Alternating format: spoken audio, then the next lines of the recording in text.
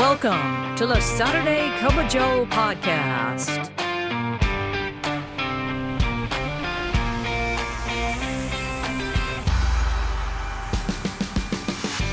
This podcast is dedicated to EAS employees of the U.S. Postal Service and members of the National Association of Postal Supervisors. So, pour yourself a cup of coffee and join us for today's episode. And now, here's your host, Robert Wakefield. Good morning, Branch 32, and good morning to all of our EAS friends across the country. Thank you so much for listening to the Saturday Cup of Joe podcast, presented by the Nashville Post Office Credit Union. I'm your host. That's right, the guy that makes this happen, the guy that comes into your headphones every Saturday. I'm Robert Wakefield. Thank you so much. That's right. Thank you. Okay, that's enough. All right, we got a great show lined up for you today, so go ahead and get that coffee mug out, and let's pour that first cup.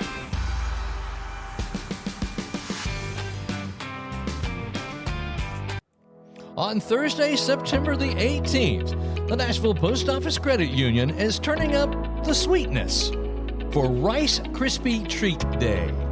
Stop by for a free treat and a warm welcome, because here it's not just about snacks, it's about service. Whether you're looking to save smarter, borrow better, or just connect with folks who care, we're here for you. Come celebrate with us and see how we've been making life a little sweeter for 100 years. The Nashville Post Office Credit Union, people helping people since 1925. And for our first cup this morning, I thought that to celebrate the September SPACtacular, we would bring on someone who knows SPAC inside and out, and that is our Director of Legislative and Political Affairs for NAPS. Ladies and gentlemen, please welcome to the show, Bob Levi. Bob, how are you? Thanks a lot, Bob. Before we even start, I need to do a shout out to our folks from the volunteer state. Okay. We've had two advocacy campaigns over this past summer, beginning in June, with regard to attempts to cut benefits.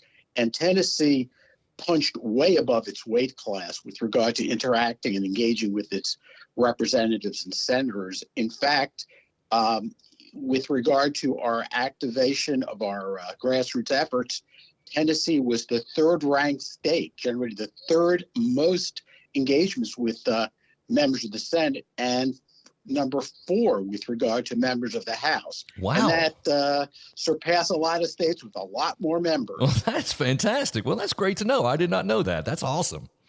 Well, congratulations, volunteer postal supervisors, managers, and postmasters. That's great. Well, that's good. That's so good to know. Well, we're kicking off the September SPACtacular.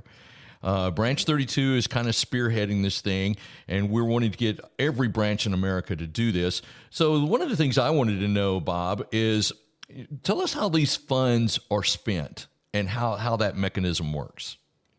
Well, I need to start by reflecting on a comment made by former Speaker of the California Assembly, Jesse Unruh, who had an adage, a political adage that went something like, money is the mother's milk of politics, and that political campaigns are run with financial contributions by folks like postal supervisors. And it is our way to engage with members of Congress and folks who want to be members of Congress, as well as ensuring that our allies are reelected and those that have not been supportive of NAP's legislative priorities will move aside and someone more friendly to our interests will be elected. Right. But we use our resources to help elect friends and defeat enemies, plain and simple. There you go. So I think there's some kind of questionnaire that you send out to candidates. Yes, usually the beginning of an election year. In this case, will be the beginning of 2026. We sent out questionnaires to all individuals seeking our support who are candidates for elective office to the House or to the Senate. Those who are incumbents, we have a voting record and we have the bills that which they co-sponsored, which helps guide us in who we support and who we do not support. Right. But we also listen to our members in the particular states, who they have been working with, who has reached out to them, and what they believe also. And we turn to our state legislative chairs in each state, as well as presidents of individual branches to see who they've been dealing with. Mm-hmm. So that's what helps guide us in terms of who we support. Okay, so it does not go by necessarily party lines. It's going by the person that's going to support NAPS's agenda. And yes, we are nonpartisan in our contributions. That is, if you support our issues, we will support you. If you oppose our issues, we will not support you. But also we look at congressional districts in terms of candidate viability. Mm-hmm. We assess a campaign in terms of how professional is their campaign staff. Okay. Are they in a district that is overwhelmingly leaning towards the other party, in which case, even though they may support us on our issues, they may not have a very reasonable chance of winning the election. We don't want to contribute to losing candidacies. Right. And do you know offhand, and I didn't ask you this ahead of time, do you know offhand how our support to candidates reflected in the last election? Did we get a lot of votes? Did we get a lot of representatives?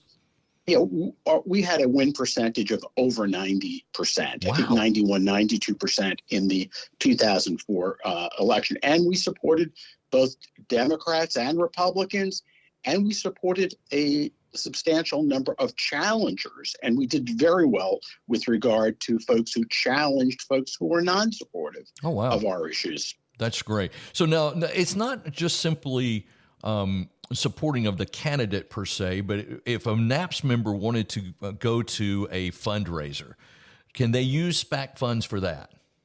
Yes, what usually happens is they would reach out to me, or I will find out about a local event, and we will reach out to individual NAPS members in the congressional district and see if they're interested in attending. Okay. And if individual NAPS members or branch presidents or legislative chairs know of an event back in the district or in their state that they're interested in, and we support the candidate, by all means, we encourage our members to attend these events, and we will underwrite their attendance at those events with SPAC funds. Yeah, now that seems like that would be a very effective way to influence the representatives or senators by attending an event in your own state.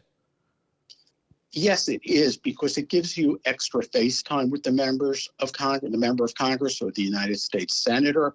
And there are multiple stories where I can point to where members established a very close relationship with the House member or the Senate member as a direct result of this direct engagement, not necessarily in Washington, but back home in the state. Right. Well, that's fantastic. Well, we're pushing a Drive for Five, and the idea of it becoming a nationwide thing, and it's simply, $5 a pay period, and so how do they sign up for that?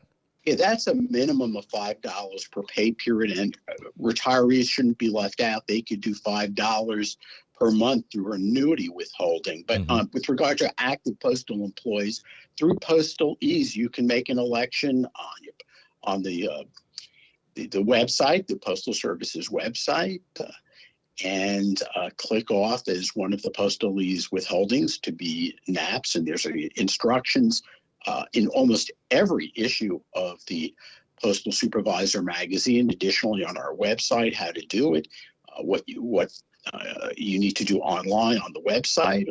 And as far as the annuity withholding through OPM, you could do it likewise on the phone or through a website portal. That is, again, linked on our website. Now, do you know how many?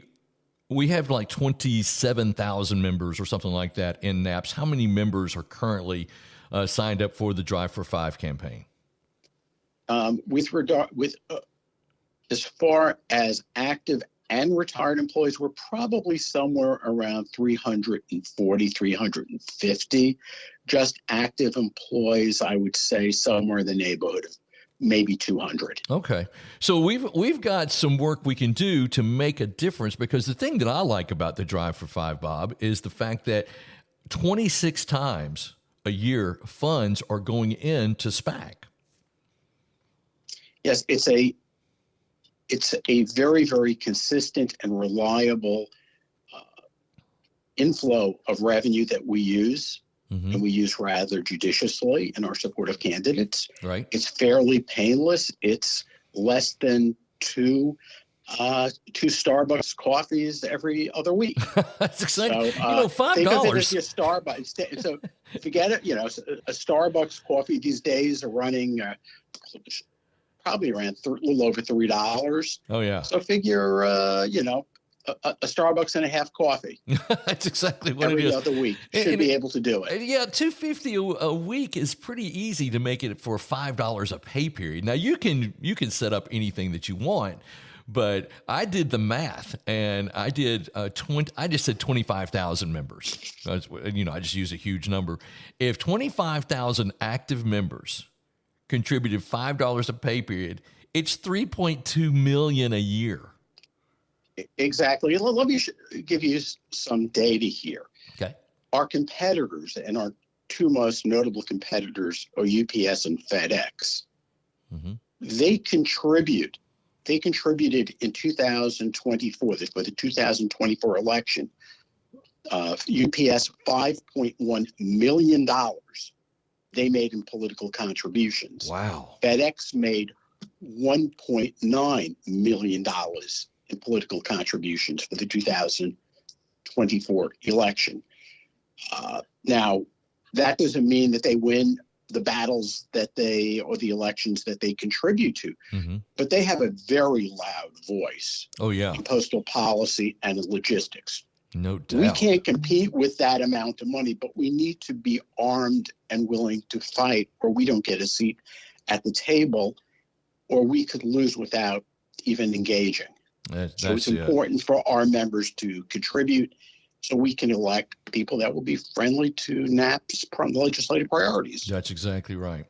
Well, listen, we are almost out of time, Bob. Anything else that you would like to share about the Drive for Five and the September SPACtacular? Well, I just think, with regard to Tennessee, because most of your listeners are from Tennessee, I would just remind people that in the past, Tennessee has been privileged to have been represented by such notables as two majority leaders of the United States Senate. That was Howard Baker and Bill Frist. We had a chairman of the Homeland Security and Governmental Affairs Committee from Tennessee. That was Senator Fred Thompson. Right. We had Al Sasser. We had former Vice President Al Gore, who represented the state of Tennessee. We want to get that level of representation. Now, we made representation back in the Senate from Tennessee. Right. Right now, the only, I think, representative or senator who sits on a committee with jurisdiction over the Postal Service is Tim Burchett from the 2nd District from Knoxville. Okay. Now, he may be leaving, depending what happens with Marsha Blackburn in our gubernatorial race. He's been talking about moving on to the Senate, but we need to, at least in the state of Tennessee, for the most of your listeners, to play a pivotal role in determining who will represent NAP's members in the Senate from Tennessee, who will represent NAP's members in the House from different districts in Tennessee. And I think that's crucially important based on the history of Tennessee representation in Congress. That's true. And so, we definitely need to focus on that. Well, Bob, thank you so much for being on the Saturday Cup of Joe podcast. It was great having you. Very good night. I wish everyone a great weekend and enjoy your cup of coffee. Thanks so much, Bob. We'll talk to you soon, okay? Thanks a lot. Take care, Bob. Thanks for having me. Want your savings to do more than just sit there?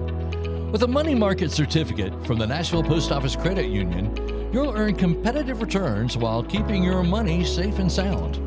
You'll enjoy higher dividends than traditional savings, flexible terms to match your goals, and it's federally insured to give you peace of mind. It's smart, secure, and built for postal professionals who plan ahead. The Nashville Post Office Credit Union. People helping people since 1925. And for our second cup this morning, I wanted to thank Bob Levi for being on today's program. It's great to talk to him about all the legislative things that are going on. And the September SPACtacular is now on. That's right.